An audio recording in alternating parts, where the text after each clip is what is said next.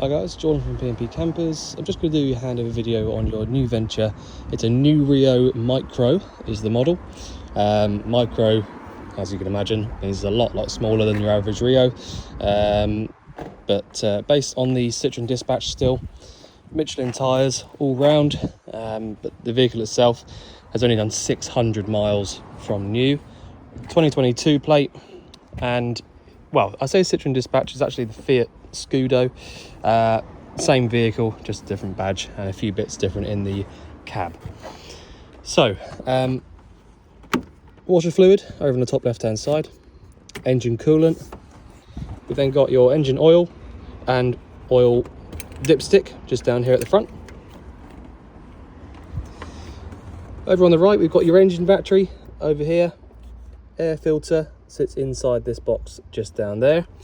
You've got some fuses and relays, and power steering fluid sits just down there. The brake fluid is in this reservoir just here at the top, and that is attached down there to the servo.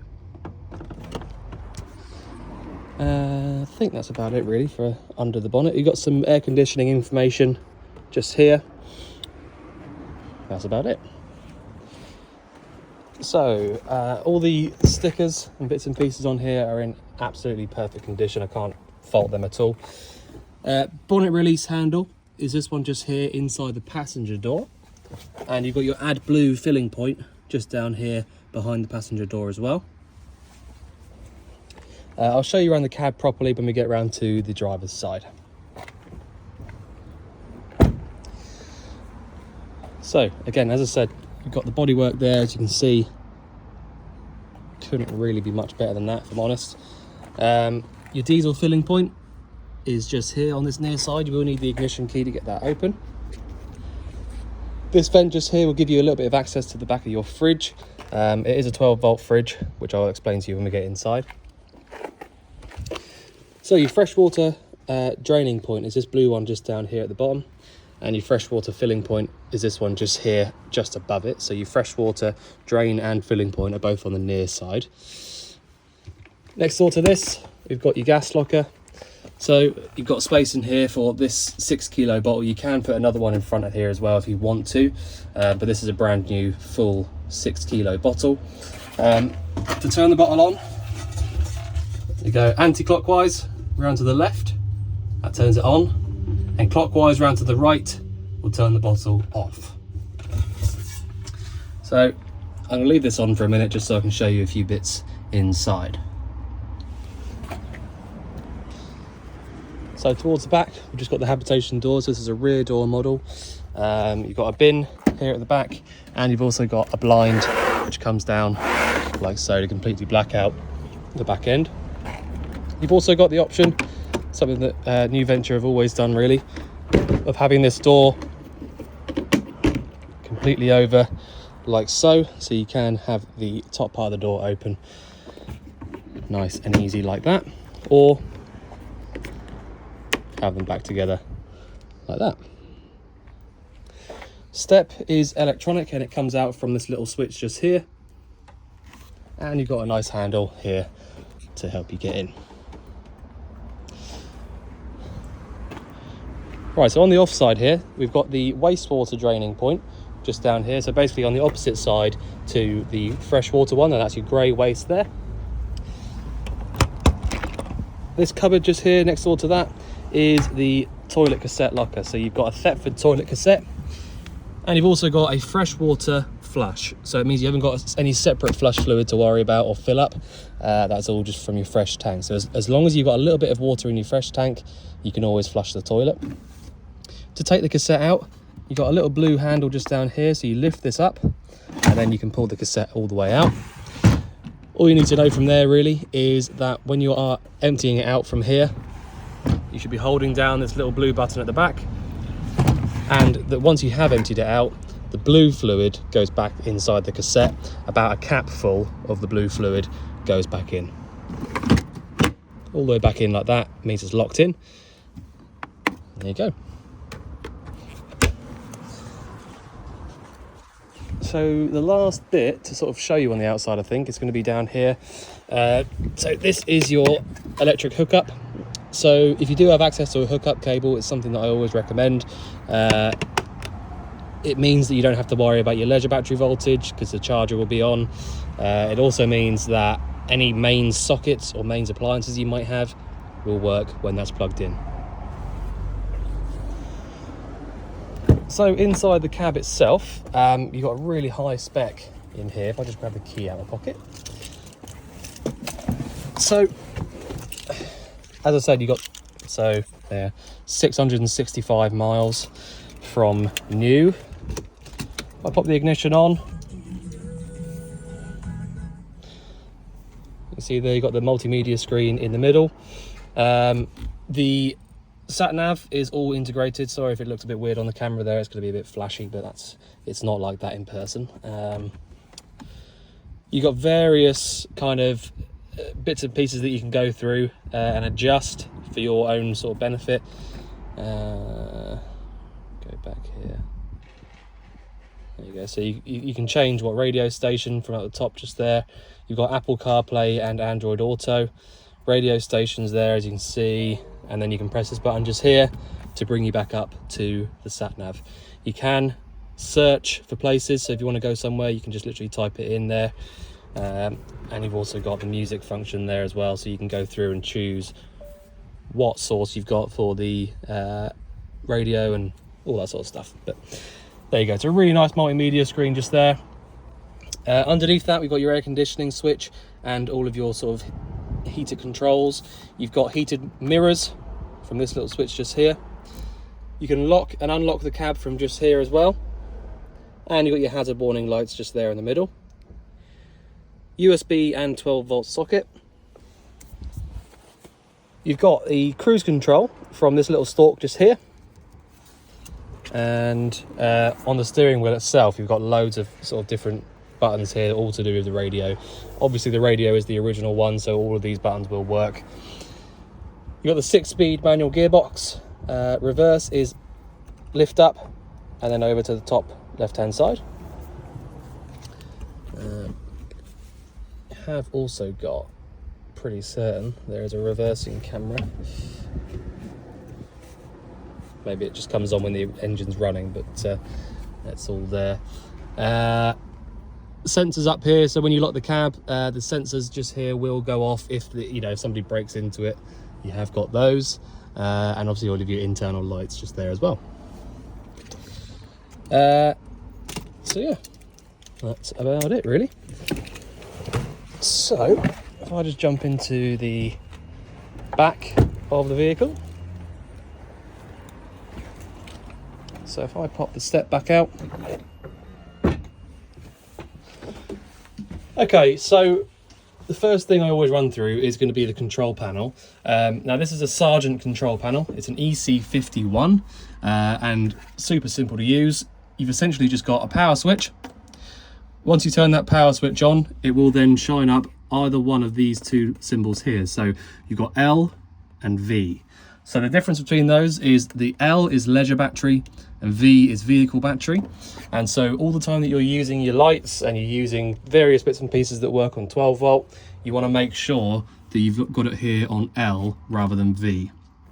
So the only reason you would ever switch over to V is if you were hooked up on the mains and you wanted to charge up the vehicle battery instead of the leisure, then you can switch over to V and that'll start charging whichever battery you've got selected. But for the most part, you're going to be leaving it on L so that you can, all the time that you're hooked up, the leisure battery is going to be charging up, and all the time that you're using any lights, the leisure battery is powering those. So that's where you want to leave that for the majority of the time. So this is a cold water only vehicle, all right? So there's no hot water. There is a heater, a gas heater, which I'll run you through in a minute, but it is cold water only. But I thought I'd just point that out to you because the taps are mixer taps, but obviously I don't want there to be any confusion over whether or not there is hot water, because there's not. But yeah, they've used mixer taps when they've done the conversion. Anyway, so you've then got the water pump switch. So press that button just there. And if there's no water in the fresh tank, it will start to beep at you. All right, so that's the one that I'm going to show you next. So this little switch just here is our fresh water level, and that's going to tell us that we're empty. All right, so if I press that again, it's flashing saying that we're completely empty of fresh water, and that's why the pump won't run and sort of burn itself out. It's like a new function they've got. The pump itself will go into a little bit of a lockout, and it won't allow you to run it on for too long, basically. So until you get some water in the fresh tank, that pump won't run. Other than that, you can also check your battery voltages. So if you press on whichever battery you want to check, you can see there the scale. All right, and I haven't had the engine running, and I haven't had a hookup cable plugged in to the vehicle for a few days, so it's quite normal that it's not up at full power. But that's the control panel, really. That's all you need to do with that to get it to all work. You have got switches all around the vehicle for individual lights and certain like LEDs and things like that. Where those switches are, one just here. That's an LED that runs along the back of that cupboard. Obviously there's various other ones, so you've got this switch just here, another one and another one. In the bathroom there will also be a light. You can see there the light up on the top. But for the minute I'm just going to sort of run you through what we've got up here first. So as I said, this is a cold water only sink, but as soon as you've got some water in your fresh tank, you'll be able to draw the water through from there. Next door to that, we've got your 2-burner hob. Now these are literally just as simple as that. You see the flame is on now. Push in and round when you want to light it up, and you've got your igniter switch just here. Turn it back. So facing towards us where they are now is in the off position, and round to the right is on. But yeah, easy as that when it comes to the cooker.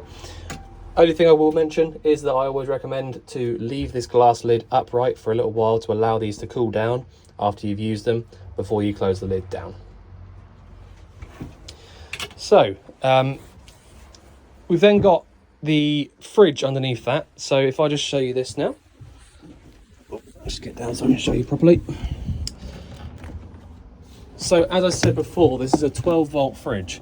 So meaning that it doesn't work on gas or mains. So basically, you've got a little freezer compartment up the top, and you've then got a dial here. All right, so literally that is all you have to do. Turn the dial so that it's facing a certain number rather than 0. And as you can probably hear on the video here, it's now, the compressor has turned on basically, and it's going to start cooling down. So when I was doing the hab check on this vehicle, I had this fridge on for probably half an hour, and the freezer compartment got freezing, and I mean seriously cold. These 12-volt fridges get so cold so quickly in comparison to the bigger 3-way fridges. So it's always a bit of a bonus when I see one of these. The only thing I will say about them, these 12-volt fridges, is that you do have to make sure that you keep your eye on that leisure battery voltage up there.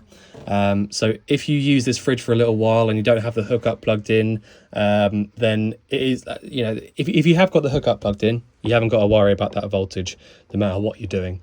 But if you're not hooked up and you haven't got the engine running, just make sure you keep your eye on that leisure battery voltage, because this fridge will draw quite a bit of power. Obviously they're made to use, you know, to work off grid anyway, but you know, it's just one of those things. You just got to keep on top of that leisure battery voltage. If it starts getting a little bit low, either hook it up or start the engine up for a little while, and that's it. That's all you got to do. When you shut this door, the light here will go off, so don't worry about that being on all the time. Okay, underneath the fridge just here, you've got your gas isolators. So you've got your 2 gas isolators. The one on the left is the 2-burner hob, and the one on the right is the space heater. So if you wanted to isolate the gas from any of those appliances, you can do that from there.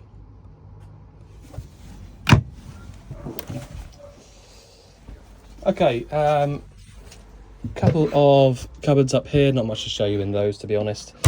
You have got the option here of extending this worktop, just in case you hadn't seen. So if I show you that, so you basically, all you need to do, undo this little catch and then pull this piece over like that, and then you've got a little bit of extended workspace just there. If you don't want that up, it folds back over like so. I've got the cushion just here as well. Okay, so the bathroom, I'm just going to run you through that first as well before I carry on. So the bathroom itself is very, very simple. You've literally just got the sink in here, just like the kitchen sink. As I said, this is also a mixer tap, but it is still only cold water.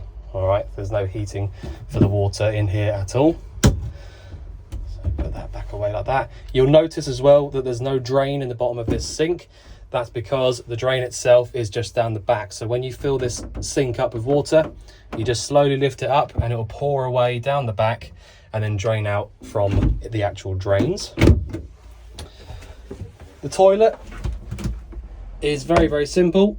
All you've got is a blue switch at the top, and that will draw the water through from the fresh tank and pump it around here as your flush. And then when you want to drain it out into the cassette, you've got this handle here. Push that away from you, that opens the flap up, and then pull it back when you're done. And that is it. Nice and simple. As I said, you've got a light up on the ceiling here as well, like so. Really nice and bright LED lights. You have got a lock on here for the bathroom door as well, so you can lock that from there. But yeah, plenty of storage throughout the vehicle. These Rios have normally got masses of storage up here, as you can probably see. Loads of storage up there, lots of infill cushions and spare bits in here already from manufacturer. So the last bit I need to show you really is the Propex heating controller. So essentially what you've got is, I mean, this is so simple, but you've essentially got this little switch just here on the left. Now it's going to be telling us, all the time that we've got it here, it's going to be telling us the temperature inside the vehicle. So the actual front here, there's a little tiny pinhole. That is what the thermostat is. All right, so at the moment, this thermostat here is picking up on the fact that it's 20 degrees inside the vehicle. So if I want to turn the heating on, I need to make sure that my temperature that I'm setting is higher than the temperature that's reading. Okay, so now the red lights come on. That means that the flame is lit. And as long as it stays like that, that's all you need to do. So it really is as easy as that. Obviously, as you can see, it's 21 degrees today, so I do not want the heating on. So if I just turn this back down again, something lower than 21, you'll notice that the red light should go out any minute now. There you go.